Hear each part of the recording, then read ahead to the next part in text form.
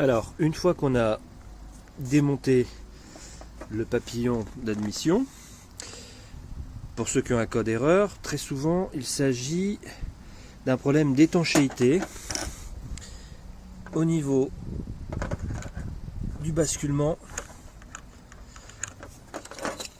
de la partie mobile.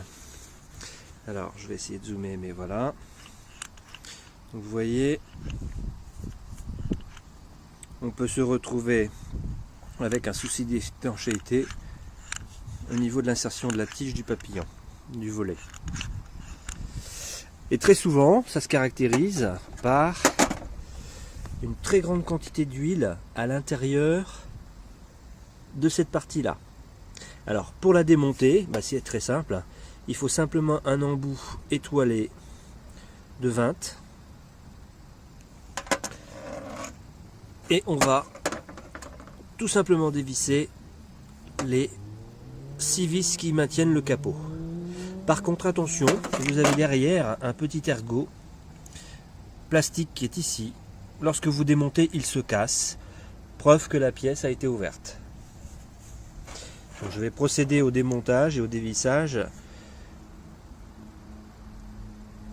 Et je reprends juste après.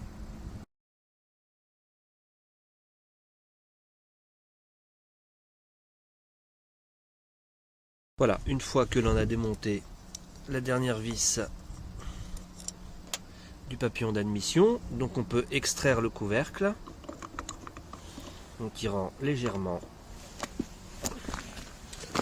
de droite à gauche.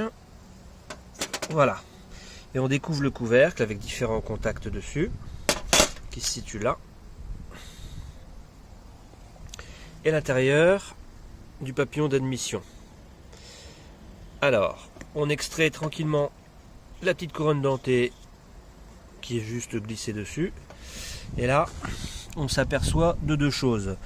La première chose, bien que sur ce papillon, il n'y a pas de problème d'étanchéité, donc il s'agit certainement d'une série très récente, puisque les premières séries, eux, avaient un problème d'étanchéité. On retrouvait extrêmement beaucoup d'huile dans toute cette partie-là. Donc là, on se rend compte qu'on n'a pas de souci d'étanchéité. Deuxième chose que l'on peut voir, c'est que les dents du pignon ne sont pas abîmées. Ni les dents du pignon intermédiaire. Donc, le problème de la veine de ce papillon-là ne vient pas ni d'un souci d'étanchéité, ni d'un souci particulier de crans qui sont cassés. Bon, là on peut voir que le joint est un petit peu souffert, donc là il va falloir faire attention au remontage et vérifier que le joint soit glissé correctement dans son capot, puisqu'après avoir chauffé il reste un peu collé comme ça sur le contour. Voilà, donc j'extrais tranquillement le joint.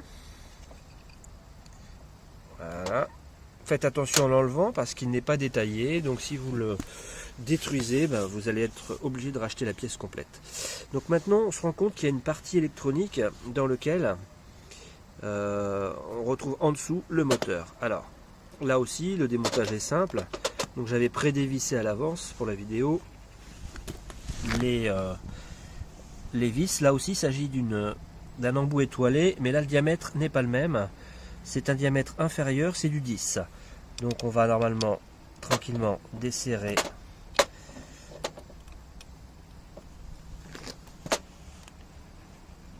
Voilà, donc on dessert les deux petites vis. Donc il faudra faire attention de ne pas les perdre. Voilà, la première.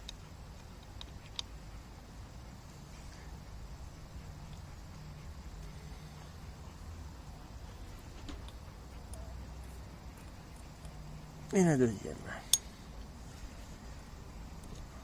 Voilà. Et donc maintenant, on peut tranquillement juste tirer sur la partie sur laquelle se trouve le moteur. Alors attention, il y a une petite rondelle métallique juste derrière qui est là. Vous voyez, hop. Voilà. Donc elle est légèrement aimantée ou légèrement huileuse. Donc on peut la poser ici. Et on a bien la partie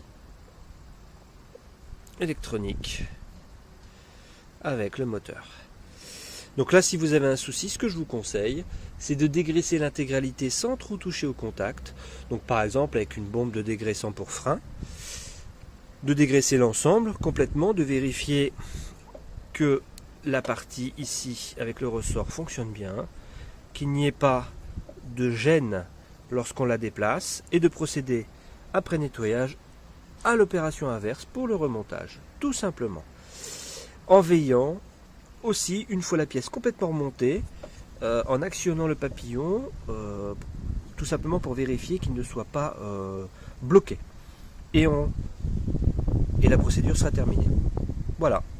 Merci.